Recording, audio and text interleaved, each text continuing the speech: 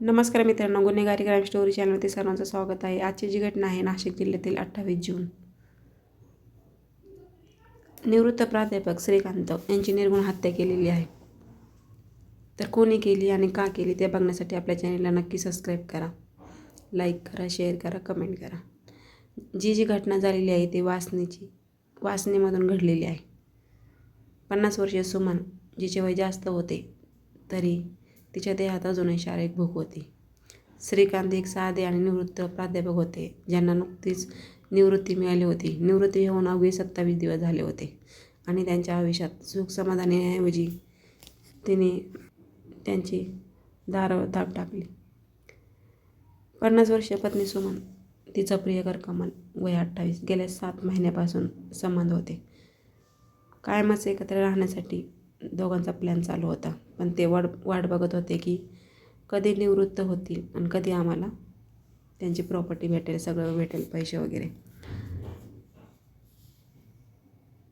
तर श्रीकांत यांना निवृत्तीनंतर मोठं पैसे भेटणार होते, पेन्शन चालू राहणार होती, बँकेत लाखो रुपये जमा होणार होते. विशेष म्हणजे त्यांनी 45 लाखाचा विमासुद्धा काढलेला होता, जो त्यांनी त्यांच्या भाषेच्या नावावर म्हणजे वारसदार लावलेलं होतं, कारण सुमनला मूलबाळ नव्हतं. तर दोघांनी कट केला आणि त्यांचा गळा आवळून खून केला. त्यानंतर त्यांना लटकून दिलं, असा दिखावा केला की त्यांनी आत्महत्या केली. बनावट पत्रसुद्धा लिहिलं त्यांनी, त्यांच्या खिशात ठेवलं आणि त्या पत्रात संतान नसल्यामुळे मी निराश आहे म्हणून मी आत्महत्या करत आहे असं लिहिलेलं होतं. मला मूलबाळ नाही, त्यामुळे मी माझं जीवन संपवत आहे. तर कोणालाही संशय येणार नाही असं सगळं यांनी प्लॅन केलेला होता. त्यांचा प्लॅन यशस्वी पण झाला. घरात शांतता पसरलेली होती, परंतु 3 दिवसांनी म्हणजेच 28 जून रोजी काहीतरी असं घडलं ज्यामुळे श्रीकांत यांना न्याय मिळाला.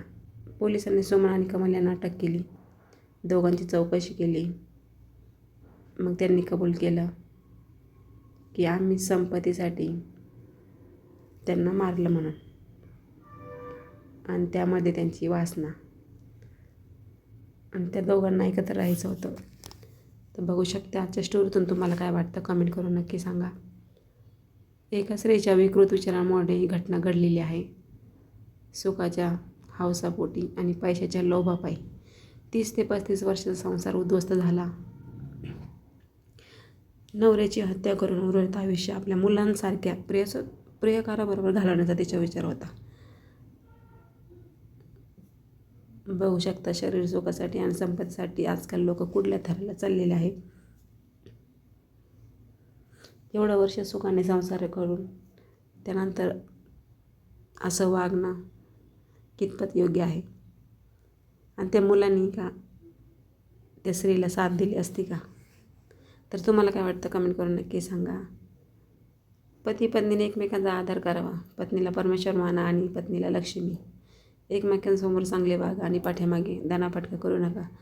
पाठीत खंजीर खुपसू नका. गुन्हा कोणताही असो, विजय सत्याचाच होतो. सर्वजणांनी काळजी घ्या. चला तर भेटूया नेक्स्ट व्हिडिओमध्ये. Thanks for watching. धन्यवाद.